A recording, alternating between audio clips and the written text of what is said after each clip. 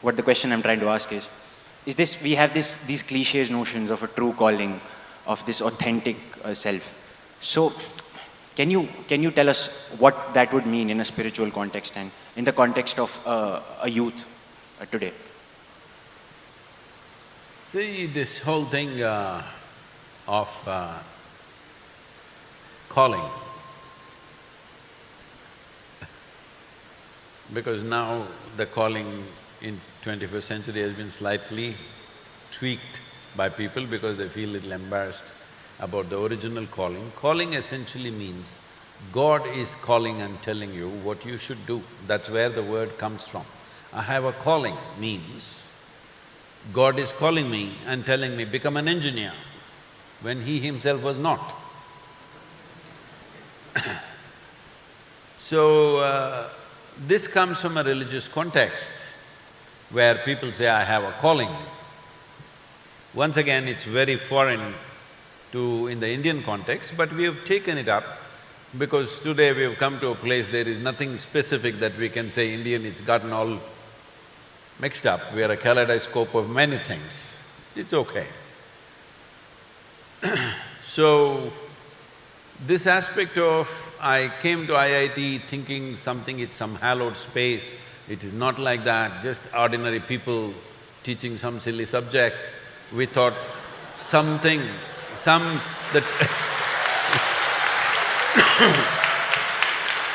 we thought the professors will come with a halo, but they don't even have hair.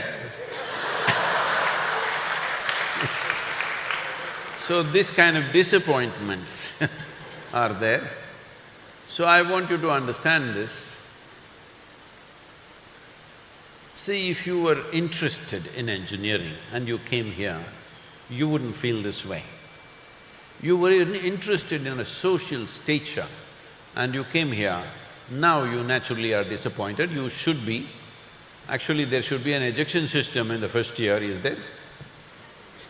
Those who come with social callings, they're all ejected. If you genuinely wanted to become an engineer, engineering is fascinating for you, then you would find many ways to make your stay in IIT very interesting and growing process for yourself. But you came here thinking if you come here, the whole world will bow down to you.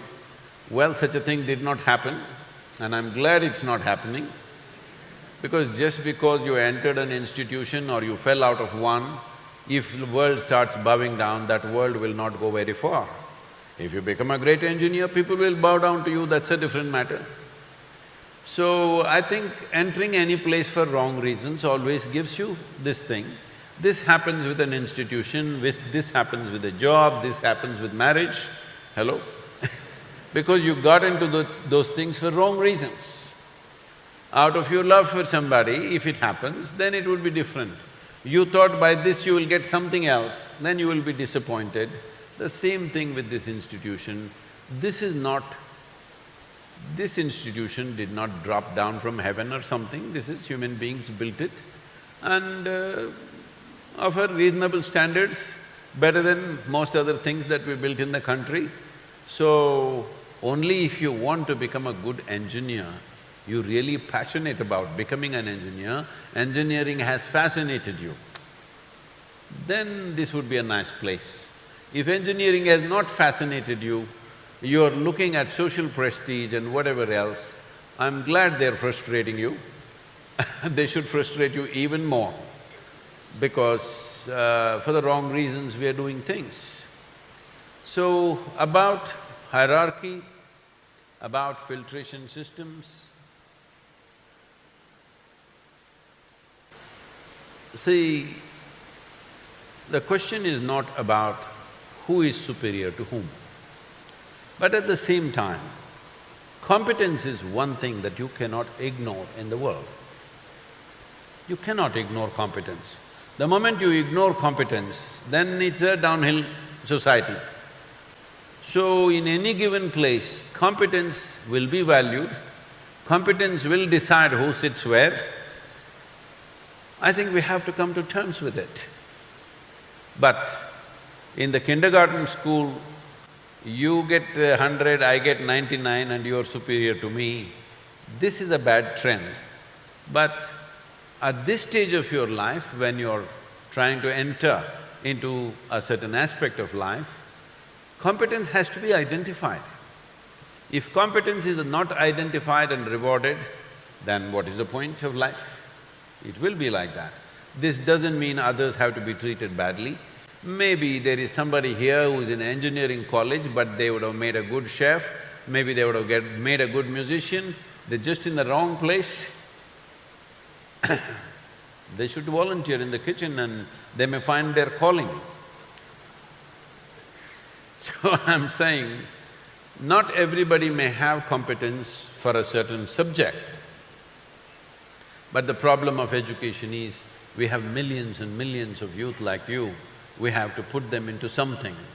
We don't have million subjects, we only have that many subjects. So we put all these millions into those subjects, whether it is you're enjoying it or it's painful for you, it doesn't matter, we're putting you through the same extruder because that's all there is.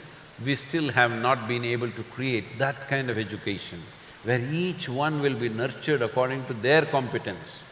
There are only certain number of extruders, we have to push you through that. In an institution like this, there is little more room for maneuvering compared to other institutions where it is simply one thing to do. But is this a perfect place? I don't think so. I don't think there's any perfect place. You know, this is not just here, always people are coming. If people come to Isha Yoga Center for 2 days, people come and say, Sadhguru, this is like heaven. I said, don't ever say this. I don't know how that place is managed. Here, we are taking a lot of pains to manage this well. I don't know how that place is managed, because I see wherever they say it is a place of God, it is pretty badly managed all around the place. So I don't say this is heaven, this is Isha Yoga Center. We are proud the way it is because we take enormous care to keep it the way it is.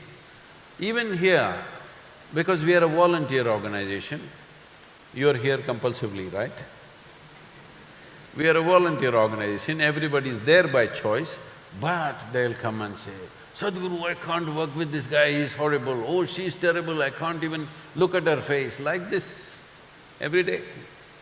So I tell them, see, in this world, there are only such horrible people everywhere.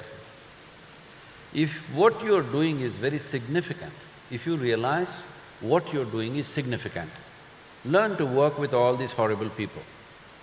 If you want to work with perfect human beings, you must go to heaven and today. Yes.